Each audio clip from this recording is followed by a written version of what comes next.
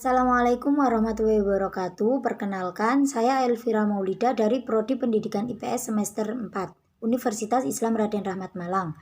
Di sini saya perwakilan dari kelompok 2 mata kuliah Sejarah Dunia yang beranggotakan 5 orang, yaitu Camdatul Rifaiyah, Nurul Hidayati, Tika Lailatun Nisa, dan Nia Maulida akan mempresentasikan materi tentang dampak perang dingin. Berikut penjelasan dari kami. Saya, Elvira Maulida, akan menjelaskan tentang dampak positif dan dampak dalam bidang ekonomi perang dingin.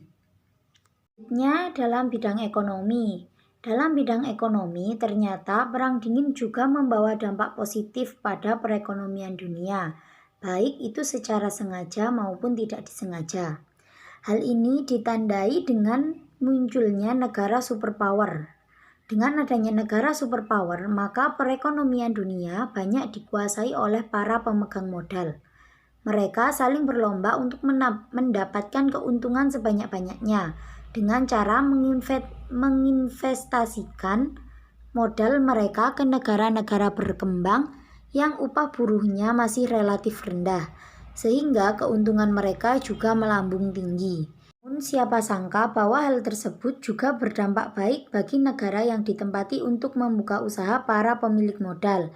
Pertumbuhan ekonomi di negara itu juga akan tumbuh pesat, jadi keduanya diuntungkan dalam usaha ekonomi ini. Pada saat itu, negara pemilik modal yang berlomba-lomba untuk menguasai dunia perekonomian secara tidak langsung juga membawa unsur politik di dalamnya.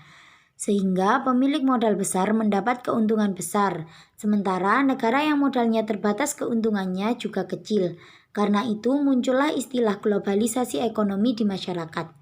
Untuk mengatasi hal tersebut, maka dilakukanlah beberapa tindakan seperti menyatukan mata uang.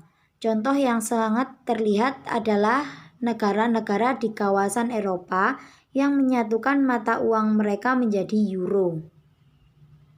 Untuk yang selanjutnya, di sini saya Tika Lailatul akan menjelaskan tentang dampak positif perang dingin di bidang militer dan sosial budaya. Pada bidang militer, karena adanya rasa iri di antara negara-negara yang berseteru, masing-masing negara mulai meningkatkan persenjataannya. Mereka melakukan hal ini agar tidak kalah dengan negara besar. Dengan begitu, persaingan senjata semakin maju dan berkembang pesat. Itu semua memacu tiap negara untuk terus mengembangkan pertahanan negaranya masing-masing. Dan yang selanjutnya yakni bidang sosial budaya, menyebarkan isu-isu hak asasi manusia mulai sedikit demi sedikit mengglobal. Secara langsung adanya undang-undang tentang hak asasi manusia mulai diakui. Karena itu rakyat menyetujui peresmian hak asasi manusia itu sendiri. Dengan adanya hak asasi manusia, rakyat semakin percaya akan adanya demokrasi dan tidak ada lagi penindasan bagi kaum lemah. Di sini saya akan menjelaskan tentang luar angkasa. Perang dingin ini juga membawa pengaruh besar pada perkembangan ke ruang angkasaan yang kita miliki. Mungkin jika kita ada perang dingin, kita tidak akan tahu bagaimana bentuk tata surya kita. Pada saat itu, kedua negara yang bersengketa saling berlomba-lomba menunjukkan kepada dunia bahwa negara merekalah yang paling baik dengan menyebarkan doktrin-doktrin yang mereka miliki. Karena untuk meningkatkan gengsi negara mereka, maka mereka sama-sama berlomba untuk meluncurkan roket keluar angkasa. Hasilnya, kita semua menjadi tahu bahwa sebenarnya kita ada pada tata surya apa. Kemudian bagaimana bentuknya? Terlepas dari siapa yang pertama kali menggambarkan berita ini. Namun dengan adanya perang dingin ini secara tidak langsung, juga berdampak pada perkembangan ilmu pendidikan ke ruang angkasaan kita. Selanjutnya yaitu teknologi. Pada masa Perang Dingin, sains dan teknologi yang terpaut dengan kegiatan militer mendapatkan sorotan yang lebih dari pemerintah. Pemerintah bersedia mengeluarkan dana yang besar demi kemajuan iptek di negara mereka. Pada periode ini tumbuh disiplin-disiplin ilmu yang mempelajari dampak sains pada masyarakat. Di negara-negara maju, teknologi di area modern bukan lagi urusan individu atau komunitas berskala kecil. Teknologi modern mempunyai tujuan-tujuan nasional pada wilayah ideologi, militer, ataupun ekonomi dan bentuk kesadaran nasional untuk menjadi sumber-sumber alam yang ada. Ini juga bertujuan untuk mewujudkan produksi barang dengan skala yang besar. Baik, di sini saya akan melanjutkan keterangan dari Mbak Nurul. Perang dingin ini juga membawa dampak yang negatif. Selama perang dingin berlangsung, masyarakat mengalami ketakutan akan perang nuklir yang lebih dahsyat dari Perang Dunia Kedua. Dampak lainnya adalah terbaginya Jerman menjadi dua bagian, yaitu Jerman Barat dan Jerman Timur yang dipisahkan oleh tembok Berlin. Dampak negatif di bidang militer yaitu dengan adanya senjata nuklir yang dikembangkan secara pesat oleh kedua negara, maka masyarakat dunia mengalami ketakutan yang luar biasa akan adanya kemungkinan perang nuklir yang sebenarnya oleh kedua negara yang bersengketa itu. Saat itu memang sempat beredar rumor bahwa Uni Soviet sudah meletakkan nuklir-nuklirnya di Kuba dan diarahkan ke Amerika.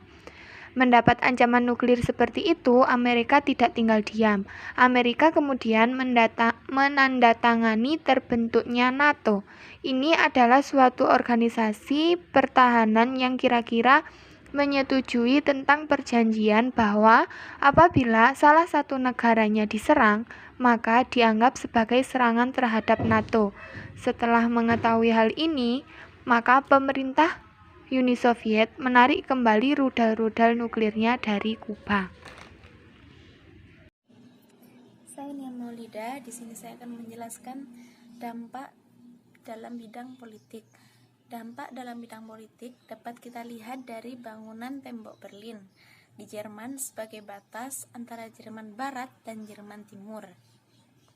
Dalam Perang Dunia Kedua ini memang sudah terbagi menjadi dua, yaitu Jerman Barat beribu kota di Bonn dan Jerman Timur yang beribu kota di Berlin. Negara ini mengalami pecahan karena adanya dua paham yang berbeda berlaku di negara ini, yaitu liberal yang dianut Jerman Barat dan komunis yang dianut Jerman Timur.